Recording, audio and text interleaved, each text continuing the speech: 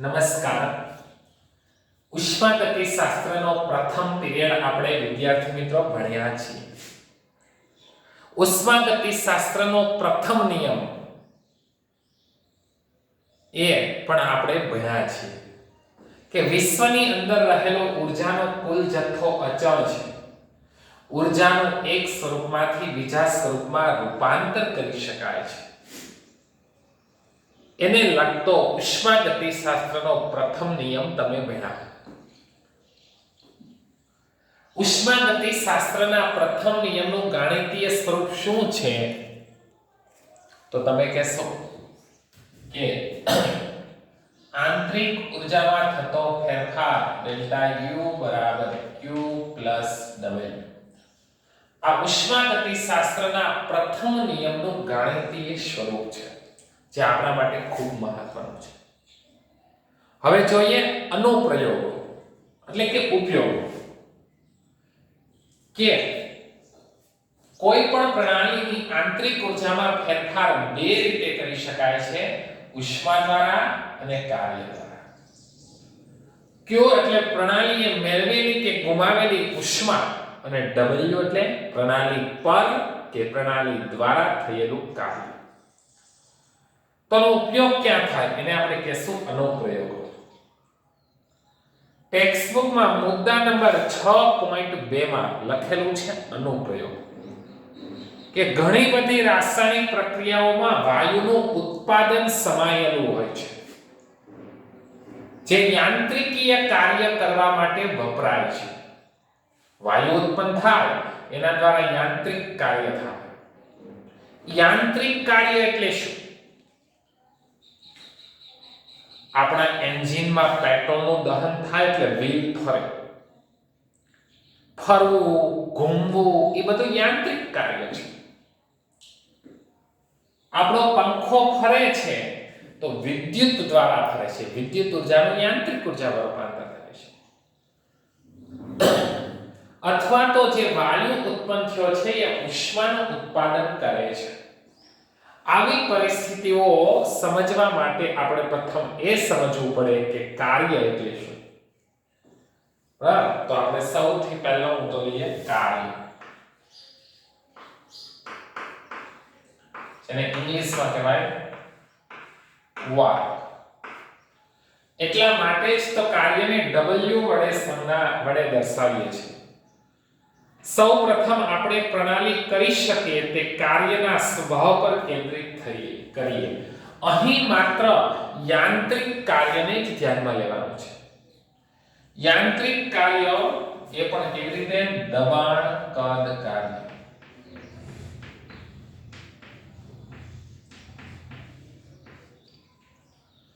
દબાણ આપવાથી કદમાં ફેરફાર થાય એવી રીતનું કાર્ય આપણે સમજીએ. એના માટે એક આકૃતિ જુઓ. આ શું છે? આ એક નળાકાર છે.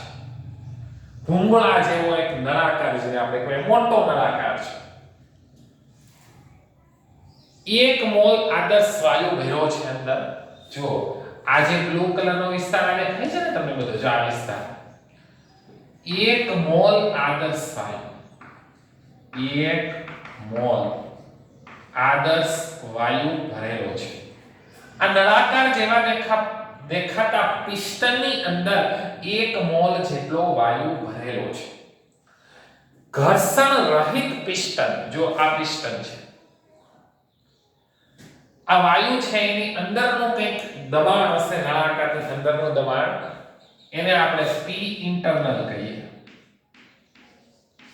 જો આ વાયુ ભેરો છે નળાકારની સમગ્ર નળાકારમાં ભેરો છે. એક છેડેથી બંધ છે નળાકાર. જો અહીંથી બંધ છે. એની અંદર વાયુ ભરેલો છે સમગ્ર વિસ્તારમાં. એને 1 મોલ આદર્શ વાયુ કીધો. બહારની તરફ પિસ્ટન છે. બાહ્ય દબાણ જેને P એક્સટર્નલ કહેવાય. P એટલે શું? દબાણ. એક્સટર્નલ એટલે બાહ્ય દબાણ. આ વાયુનું શરૂઆતનું કદ જો અહીંથી લઈને અહીં સુધી છે. એ શરૂઆતનું કદ કેટલું છે? VR. I એટલે ઇનિશિયલ. ઇનિશિયલ એટલે શરૂઆતનું કદ. જો તમે માત્ર ત્યારે વચ્ચેની આકૃતિને જ ધ્યાનમાં લો તો તમને શું શું દેખાય છે? એક નળાકાર દેખાય છે, તેની અંદર ભરેલો વાયુ છે, પિસ્ટન છે. પિસ્ટન ઘર્ષણ રહિત ફરી શકે તેવું છે. જો બહારથી દબાણ આપશો તો પિસ્ટન અંદરની તરફ જશે. તો વાયુનું શરૂઆતનું કદ કેવું છે? વધારે છે. હવે પિસ્ટન અંદર આવ્યું, જો અંદર આવ્યું તો વાયુના કદમાં ઘટાડો થાય. પણ પિસ્ટન અંદર ક્યારે આવે? જ્યારે બાહ્ય દબાણ વધારે હોય. P external is greater than P internal. જે અંદરના વાયુનું દબાણ છે એના કરતા બાહ્ય દબાણ વધારે હોય ત્યારે પિસ્ટન અંદરની તરફ આવે. જો આ પ્રથમ પરિસ્થિતિ, ત્યારે વાયુનું કદ Vi હતું. હવે પિસ્ટનને ધકેલો, અંદર આવ્યું ક્યાં સુધી? અહીંયા સુધી. તો ત્યારે વાયુનું જે કદ થઈ ગયું, જો હવે આ ખાલી આ સફેદ વિસ્તાર ને એટલું જ કદ રહ્યું. વાયુને બહુ બધો ધકેલી દીધો. ત્યારે એનું કદ થયું, એને V કહેવાય. V એટલે કદ ને F એટલે ફાઇનલ, અંતિમ કદ. આ આકૃતિમાં જોઈ શકો છો કે પ્રથમ પિસ્ટનની અંદર રહેલો વાયુ ઘણું બધું કદ ધરાવતો હતો. પછી પિસ્ટન એટલે બહારથી દબાણ આપ્યું, જો પિસ્ટન ઘણું બધું અંદર આવી ગયું તો વાયુનું કદ નાનું થઈ ગયું. વાયુનું કદ ઘણું ઓછું થઈ ગયું. શરૂઆતમાં વાયુનું કદ Vi, અંતિમ કદ Vi. જો એક એરિયા બતાવેલો છે. એરિયા એટલે શું કહેવાય? ક્ષેત્રફળ. આટલા ક્ષેત્રફળ દર્શાવતું વાયુનું કદ ઘટી ગયું. બરાબર? તમે જાણો છો કે જ્યારે બાહ્ય દબાણ વધુ હતું, અંદરનું દબાણ ઓછું હતું, એટલે બાહ્ય દબાણની અસર હેઠળ મેં પિસ્ટનને અંદરની તરફ ધકેલ્યું. તો અહીં શું થયું કહેવાય? યાંત્રિક કાર્ય થયું છે એમ કહેવાય. વાયુના સંકોચન દરમિયાન વાયુનું શરૂઆતનું કદ Vi અને અંતિમ કદ Vi હતું. કદનો ફેરફાર, જો કદનો ફેરફાર જેને આપણે શું કહીએ છીએ? ડેલ્ટા V બરાબર Vi માઈનસ VL. શરૂઆતના કદમાંથી અંતિમ કદ બાદ કરો. પણ જો હંમેશા તફાવત હોય ને, અંતિમ પહેલા લેવાનું હોય, એટલે VF પહેલા લેવું પડશે અને VI પછી. હંમેશા અંતિમ કદ માઈનસ પ્રારંભિક કદ, એટલે ડેલ્ટા V બરાબર થશે VF માઈનસ VI. તો કદ એટલે શું? તો જો ક્ષેત્રફળ ગુણ્યા લંબાઈ એવું પણ લખી શકાય. ક્ષેત્રફળ ગુણ્યા લંબાઈ. નાના ધોરણનું ગણિત યાદ કરો સહેજ. કોઈ પાસો હોય, કોઈ સમઘન હોય, એનું કદ શોધવું હોય તો શું કરતા? હતા? લંબાઈ ગુણ્યા પહોળાઈ ગુણ્યા ઊંચાઈ. તો જો આ જે ક્ષેત્રફળ છે એ વિસ્તાર છે કે એટલું વાયુનું કદ ઘટ્યું છે. તો વાયુના કદમાં થતો ઘટાડો કદ શોધવું હોય તો ક્ષેત્રફળ એટલે એને આપણે એરિયા A વડે દર્શાવીએ છીએ. તો જુઓ આ એરિયા એટલે લંબાઈ ગુણ્યા પહોળાઈ તો આવી ગયું, એટલે ઊંચાઈ જ બાકી રહ્યું, એને L વડે બતાવીએ. સમઘન હોય તો L ગુણ્યા L, કારણ કે એમાં લંબાઈ, પહોળાઈ અને ઊંચાઈ સમાન હોય છે. તો પ્રિય વિદ્યાર્થી મિત્રો, તમે સમજ્યા ગયા કે કદમાં થતો ફેરફાર અંતિમ કદ માઈનસ પ્રારંભિક કદ અથવા A ગુણ્યા L. હવે દબાણ એટલે શું છે? ભૌતિક વિજ્ઞાનમાં તમે શીખાશો એકમ ક્ષેત્રફળ દીઠ લાગતું બળ. એકમ ક્ષેત્રફળ દીઠ લાગતું બળ એને આપણે દબાણ કહીએ છીએ. તો હવે આ ભૌતિક એકમ ક્ષેત્રફળ દીઠ લાગતું બળ એને દબાણ કહેવાય. તો આપણે એમાં બળને કરતા બનાવીએ તો શું આવ્યું? દબાણ ગુણ્યા ક્ષેત્રફળ. દબાણ ગુણ્યા ક્ષેત્રફળ. તો દબાણ અહીંયા કેટલું છે? p external અને ક્ષેત્રફળને આપણે શું કહીએ a. જો આ ક્ષેત્રફળનો વિસ્તાર છે, જો આ બધો એટલું કદ ઘટે છે, જો આ કદ એને જ મેં આ ક્ષેત્રફળ સ્વરૂપે બતાવ્યું છે. પણ આ કદ છે ને એ 3D માં હોય, લંબાઈ પહોળાઈ ઊંચાઈ એવું કદ છે, અને આ કદ છે 2D માં છે. એટલે આ સૂત્રમાં બળને કરતા બદલે દબાણ બરાબર p external ક્ષેત્રફળ એટલે a. જો પિસ્ટનના ખસવાથી પ્રણાલી પર કાર્ય થયેલું હોય તો કાર્ય બરાબર, હવે કાર્યનું સૂત્ર લખો, કાર્ય W બરાબર, હવે ફિઝિક્સમાં શું લઈએ છે, બળ જે દિશામાં લગાડીએ અને બળની દિશામાં સ્થાનાંતર થતું હોય, સ્થાનાંતર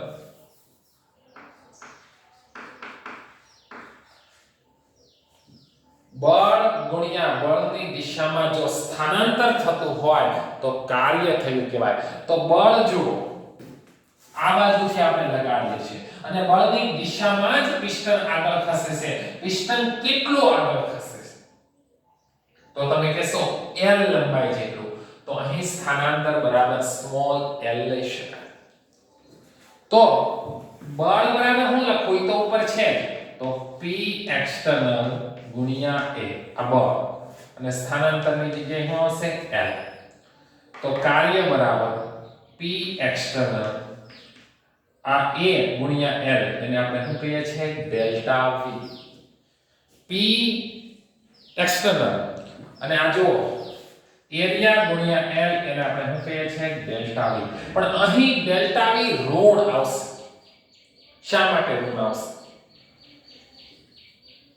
તો જો આ અંતિમ કદ છે, અંતિમ કદ એ જો આટલું જ કદ છે, આ સફેદ વિસ્તાર આપણે બતાવું એ ઓછું છે અને પ્રારંભિક કદ કેવું હતું વધારે હતું. આ પ્રયોગમાં પિસ્ટનમાં ભરેલા વાયુનું શરૂઆતનું કદ વધારે, અંતિમ કદ ઓછું થઈ જાય છે. તો Vf છે એ નાનું છે અને Vi મોટો છે, એટલે અહીં ડેલ્ટા V છે એ ઋણ આવે. હવે કાર્ય છે એ ધન લેવું છે કે ઋણ, કાર્ય ધન લેવું છે કે ઋણ એ જોવાનું છે તમારે.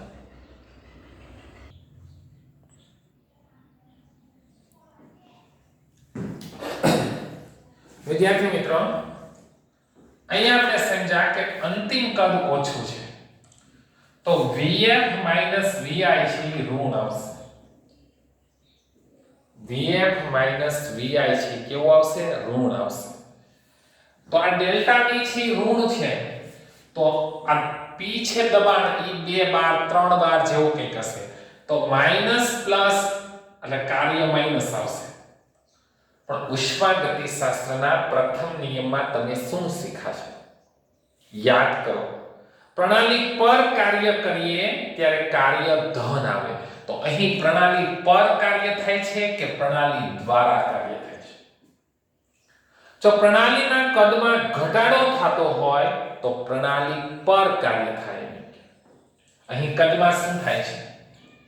કદમાં ઘટાડો થાય છે એટલે પ્રણાલી પર કાર્ય થાય છે. પ્રણાલી દ્વારા કાર્ય થતું હોય ત્યારે તો પ્રણાલીના કદમાં વધારો થાય.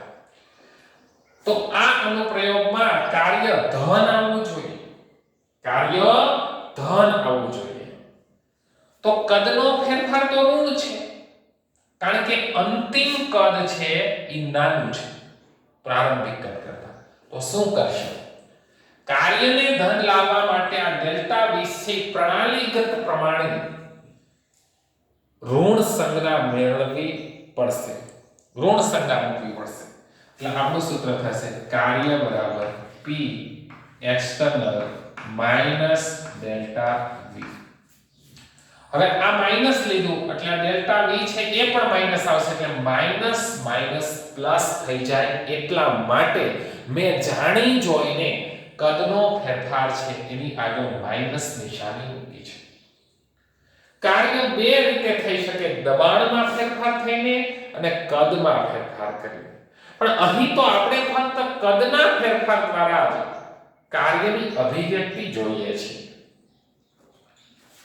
આ સંકોચનના દરેક તબક્કે દબાણ કેવું હતું? અચળ હતું. નિશ્ચિત તબક્કામાં બદલાતું હોય તો વાયુ પર થતા કાર્ય એ બધા જ તબક્કાનો કુલ સરવાળો છે.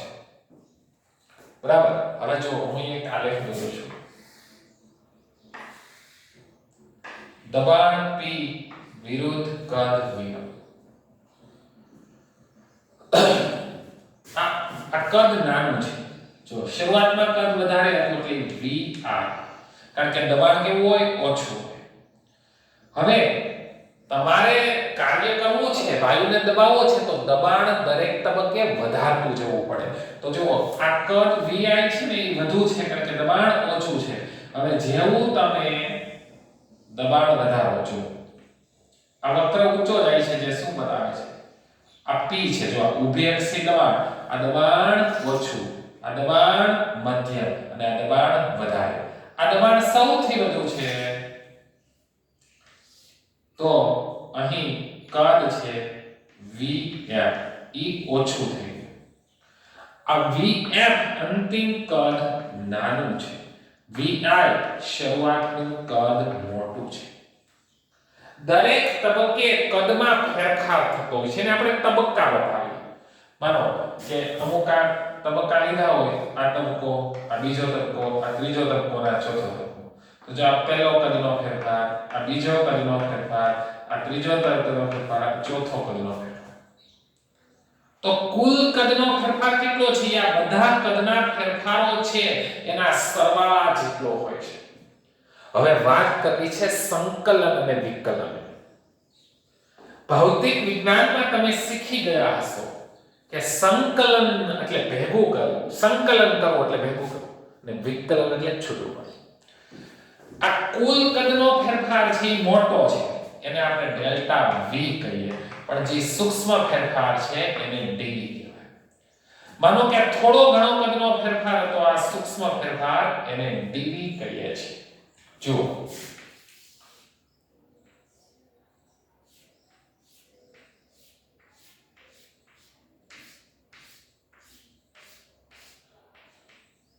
અહીંયા જે આ સૂક્ષ્મ ફેરફાર છે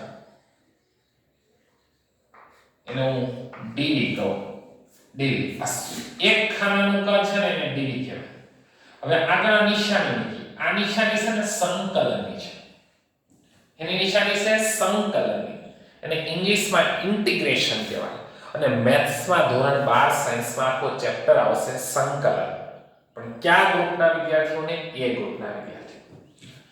તો વિદ્યાર્થી મિત્રો, સંકલન એટલે ભેગું કરવું. આ બધા જ જે નાના નાના ખાનાઓ છે એ બધા જ નાના ખાનાઓના કદ કેટલા છે? Small dv. એનું સંકલન કરો એટલે તમને શું મળે?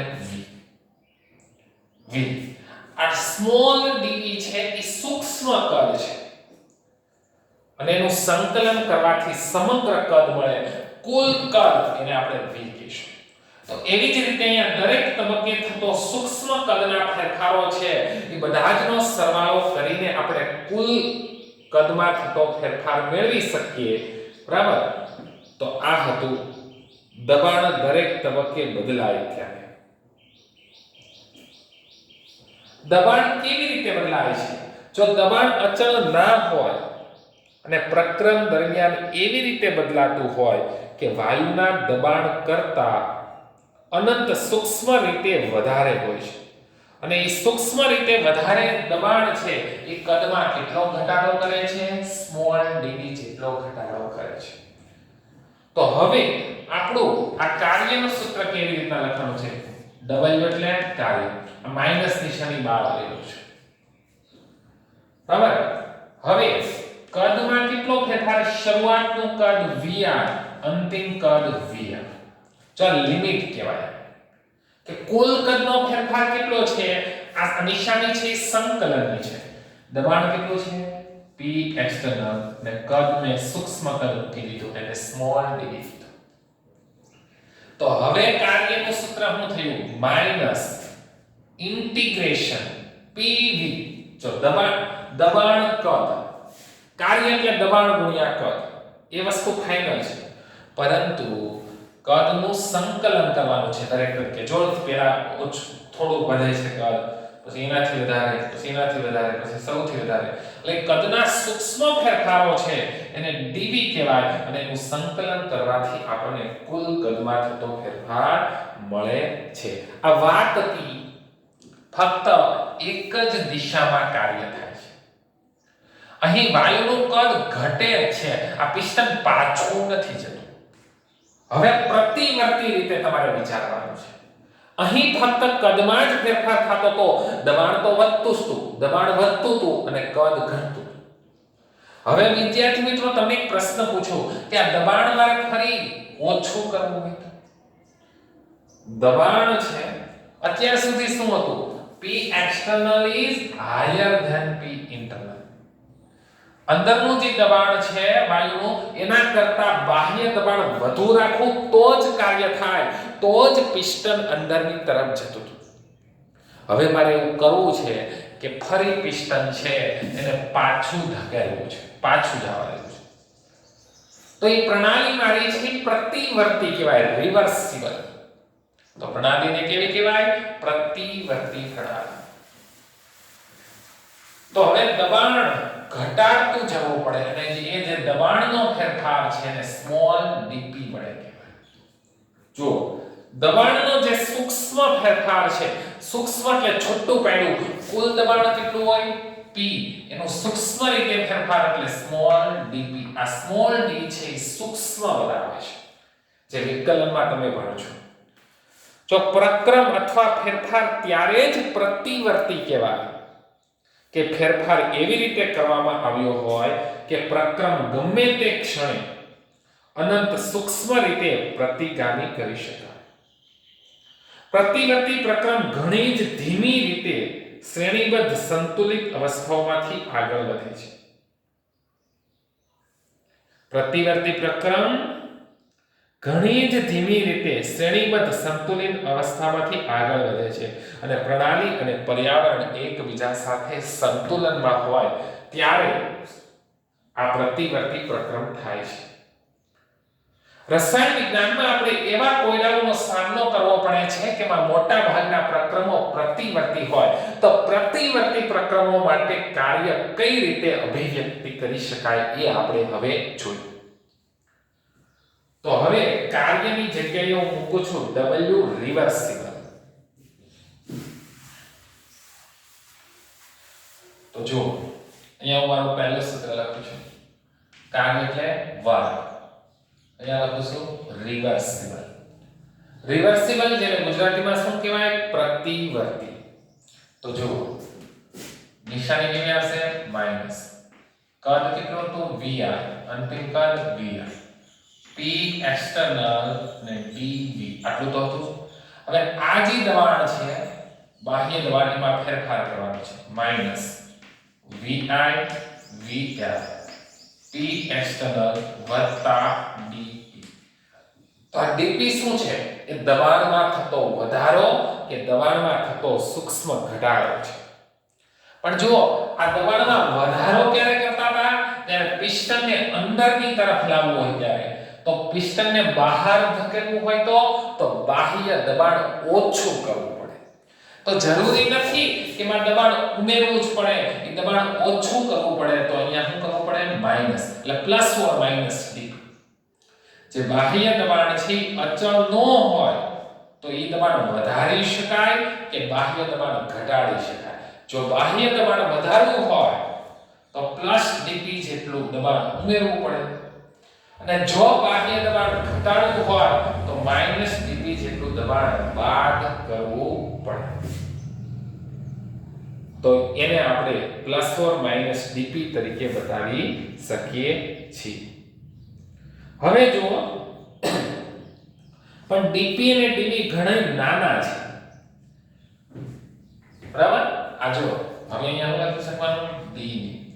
આ ડીપી એ નાનો છે અને ડીવી એ નાનો છે એટલે આ ડીપી ને અવગણી શકાય. કોની સરખામણીમાં? P ની સરખામણીમાં. તો માઈનસ VI ના છેદમાં VM P external. જો અહીંયા V હોત તો dV ને અવગણી શકાય. V હોત તો dV ને અવગણી શકાય પણ અહીંયા તો v છે જ નહીં, એટલે આ dv ને અવગણી શકાય નહીં. અહીંયા dv લખવો પડે. કોના માટે? w reversible. હવે પિસ્ટન આમ ઊંધું જતું હોય તો આપણે કયું દબાણ લેવું પડે? અંદરનું દબાણ. અંદરનું દબાણ.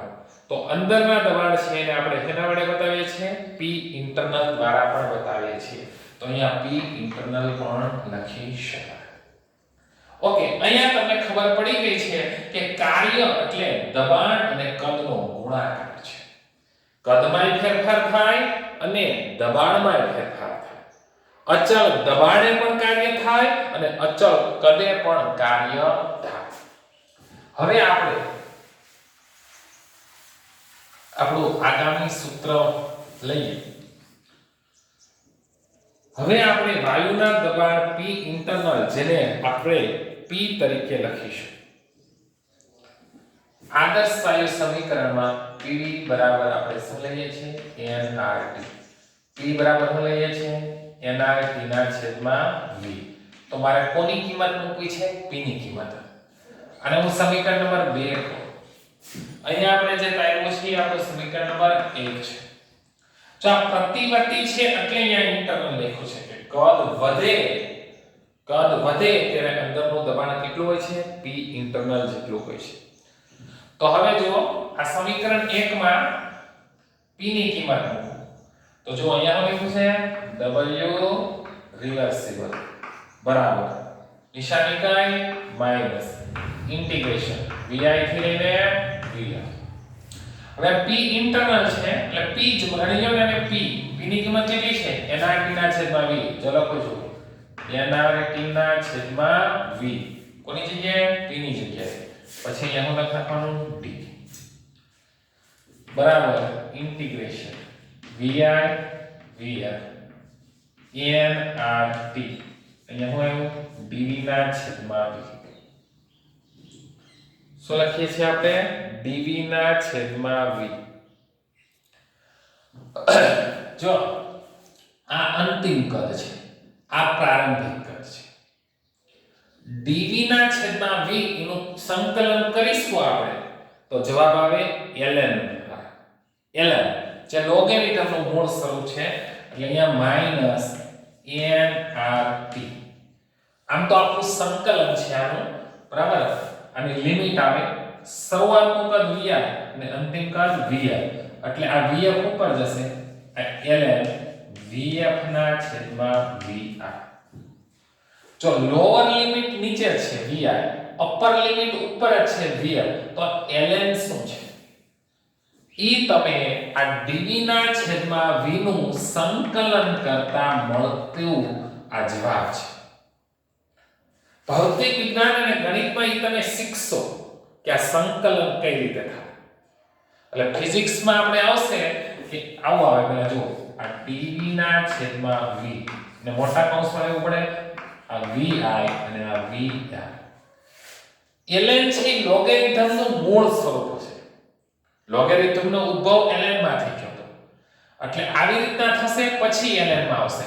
હવે ln છે ને એની જગ્યાએ લખી શકાય 2.303 log એટલે અહીંયા માઈનસ nRT. ln ની જગ્યાએ શું લખી શકાય? 2.303 log vf ના છેદમાં vi. તો આપણું હવે કાર્યનું સૂત્ર થઈ ગયું w રિવર્સિબલ બરાબર માઈનસ nRT. જો log સ્વરૂપમાં ફેરવવા માટે કોને? ln સ્વરૂપને log સ્વરૂપમાં ફેરવવા માટે તમારે આવું લખવું પડે. તો ln ને log સ્વરૂપમાં ફેરવવા માટે ln ની જગ્યાએ શું લખી શકાય? 2.303 log vf ના છેદમાં vi આવું લખી શકાય. ઓકે, તો આ હતું આપણું કાર્ય. હવે લઈએ મુક્ત વિસ્તરણ.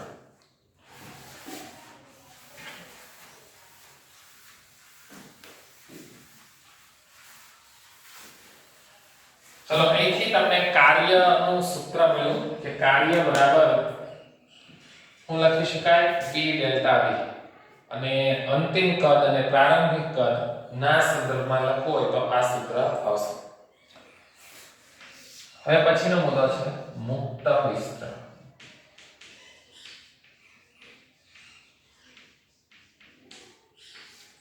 તો મુક્ત વિસ્તરણ એટલે શું?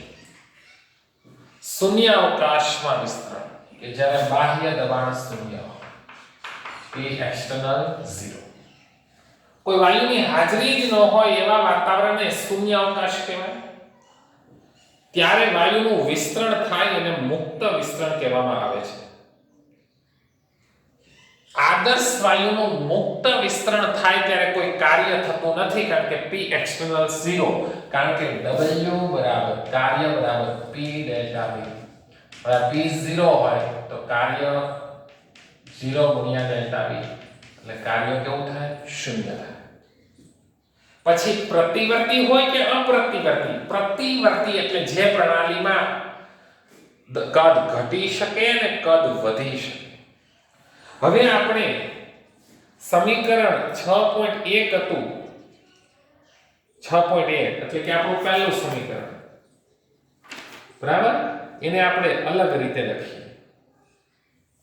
પ્રકરણના પ્રકાર આધારે લખવાનું છે કે અહીં આપણે W બરાબર minus P external delta V આવું સૂત્ર મળ્યું. આને આપણે સમીકરણ નંબર 1 કહીએ. બીજી વાત, સમીકરણ 1 આપણે શું કહ્યું હતું કે ડેલ્ટા U બરાબર Q પ્લસ W. તો Q કાર્યની જગ્યાએ શું કાંઈ minus P external delta V. તો આંતરિક ઊર્જામાં થતો ફેરફાર Q પ્લસ W એ પ્રથમ સૂત્ર હતું આપણું ઉષ્માગતિશાસ્ત્રના પ્રથમ નિયમ. Q નો Q, W ની જગ્યાએ હું મૂકું માઈનસ P ડેલ્ટા V. જો પ્રક્રમ અચળ કદે કરવામાં આવ્યું હોય, અચળ કદે, તો ડેલ્ટા V કેવો થઈ જાય? 0. તો ડેલ્ટા U બરાબર QV. ઇમ્પોર્ટન્ટ. જો કોઈ પણ પ્રણાલી અચળ કદે થતી હોય, કદના ફેરફારો શૂન્ય હોય, તો અહીંયા ડેલ્ટા V 0 આવી ગયું, તો ડેલ્ટા U બરાબર શું થાય? QV.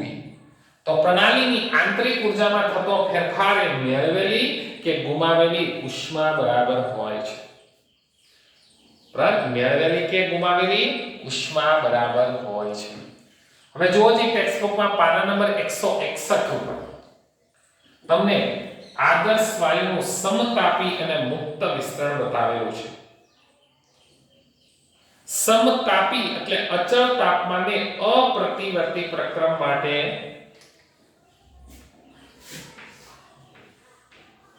સમતાપી, તો Q પ્લસ W બરાબર ડેલ્ટા U. સમતાપી એટલે આંતરિક ઊર્જાનો ફેરફાર શૂન્ય, Q પ્લસ W બરાબર 0.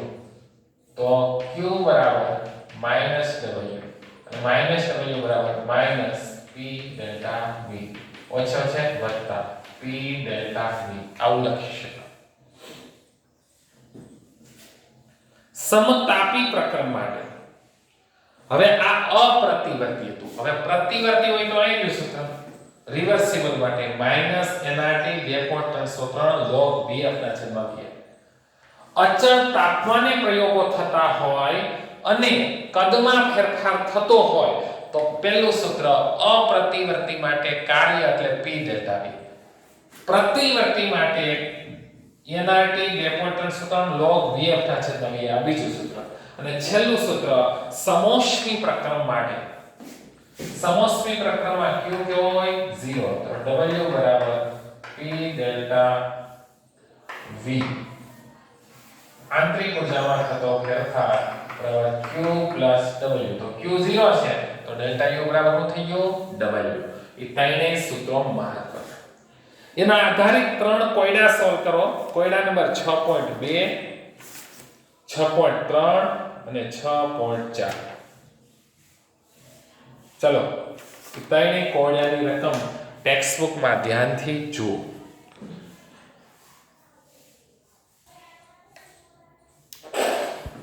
કોયડા નંબર 6.2 25 ડિગ્રી સેલ્સિયસ તાપમાને 2 લિટર આદર્શ વાયુ એક વાતાવરણ દબાણે શૂન્યાવકાશમાં સમતાપી રીતે વિસ્તરે છે.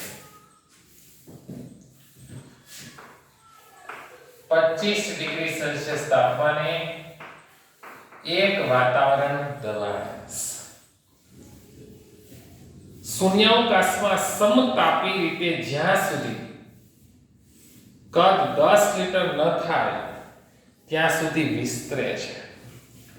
એટલે જુઓ, શરૂઆતનું કદ હતું 2 લિટર, પછી વાયુનું કદ થઈ જાય છે 10 લિટર. વિસ્તરે છે કે મુક્ત વિસ્તરણ થાય છે. આદર્શ વાયુનું શૂન્યાવકાશમાં મુક્ત વિસ્તરણ થાય છે. કદ 2 લિટરમાંથી 10 લિટર થઈ જાય છે. તો કેટલી ઉષ્મા શોષાઈ હશે અને આ વિસ્તરણ દરમિયાન કેટલું કાર્ય થયેલું હશે? બરાબર. હવે ભાઈ કહી જ દીધું છે કે શૂન્યાવકાશમાં મુક્ત વિસ્તરણ થાય છે.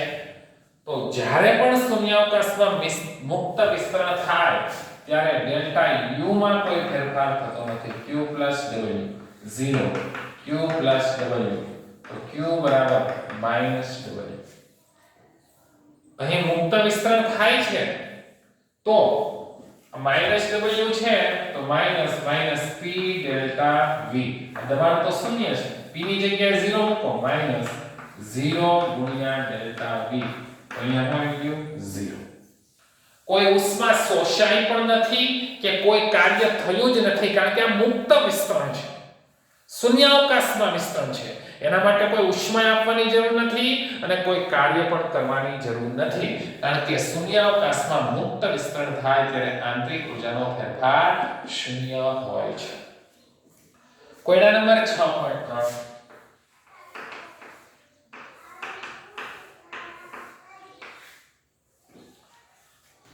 ઉપરનું વિસ્તરણ ધ્યાને લઈને ગણતરી કરો. જો અચળ બાહ્ય દબાણ એક વાતાવરણ હોય તો જો આ શૂન્યાવકાશ છે એટલે અહીંયા એક વાતાવરણ ન હોય, દબાણ આ 0 વાતાવરણ છે. ભાઈ કોયડા નંબર 6.3 માં 25 ડિગ્રી સેલ્સિયસ તાપમાને અને એક વાતાવરણ દબાણે જો વિસ્તરણ થતું હોય તો શું ગણવાનું કહે છે? જો દબાણ એક વાતાવરણ હોય તો કેટલું ફેરફાર થયો એ ગણો. તો Q બરાબર -W માઈનસ P ની જગ્યાએ હોય -P delta V minus P બરાબર શું મૂકું? એક વાતાવરણ, કદ કેટલું? 10 litre, 2 litre, minus minus plus આ શું છે? એક વાતાવરણ ગુણ્યા 8 લિટર, 8 એકુ 8, 8 વાતાવરણ ઇન્ટુ લિટર, 8 વાતાવરણ ઇન્ટુ લિટર. કોયડા નંબર 6.4 જુઓ.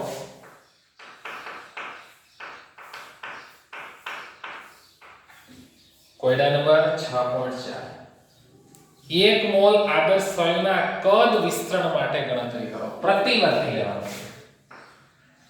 1 મોલ આદર્શ વાયુના કદ વિસ્તરણ માટે ગણતરી કરવાની છે. પ્રતિવર્તી, જ્યારે પ્રતિવર્તી વિસ્તરણ થતું હોય ત્યારે આપણે શું લઈએ છીએ? Q બરાબર -W, માઈનસ અહીંયા -2.303 nRT log Vf ના છેદમાં Vi. માઈનસ માઈનસ પ્લસ કરી નાખું છું. 2.303 n એટલે શું છે? મોલ. કેટલો મોલ છે વાયુનો? 1. હવે વાયુ અચળાંક R ની કિંમત R બરાબર વાતાવરણમાં લેવાનો, કારણ કે દબાણ છે વાતાવરણમાં આવ્યું છે. 0.082 તાપમાન કેલ્વિનમાં લેવાનું. 25 ડિગ્રી સેલ્સિયસ છે વત્તા 273. 25 માં 273 નાખો એટલે 298. પછી log અંતિમ કદ 10 અને એના છેદમાં 2. અહીંયા આવશે 2.303 ગુણ્યા 1 ગુણ્યા 0.082 ગુણ્યા 298 log 5. લોગેરિધમનું ટેબલ કાઢવાનું ટેક્સ્ટ બુકમાં ફિઝિક્સ ની અંદર લોગેરિધમ પાછળ આપેલું છે. ચાર સંખ્યાનો લોગ જોવાનો હોય તો જુઓ આ બધાનો ગુણાકાર કરી લેવાનો ગુણ્યા log 5 સંખ્યા એક છે ને એટલે 0.50 નો 00 માં લોગ જોવાનો. કાઢો જી લોગેરિધમનું ટેબલ. 5 પછીની સંખ્યા નથી એટલે 0, પછી નથી એટલે 0, પછી નથી એટલે 0. તો 50 નો 0 માં જોવાનો તો 69 90 આવશે. હા તો 2.303 ગુણ્યા 1 ગુણ્યા 0.082 ગુણ્યા 298 આ બધાનો ગુણાકાર કરવાનો એટલે જે પણ ઉષ્મા આવશે એ લિટર વાતાવરણ કાર્ય છે એટલે કાર્ય તો લિટર વાતાવરણમાં જ આવે 39.36 લિટર વાતાવરણ. 39.36 લિટર વાતાવરણ આટલું કાર્ય થયેલું ગણાશે. ઓકે, તો આ બરાબર આજ ખૂબ મહત્વનો પીરિયડ હતો. આવતા પીરિયડમાં નવું એક અવસ્થા વિધેય જોશું જેનું નામ છે એન્થાલ્પી. પછી તો આપણા માટે આ ચેપ્ટર હેલું છે.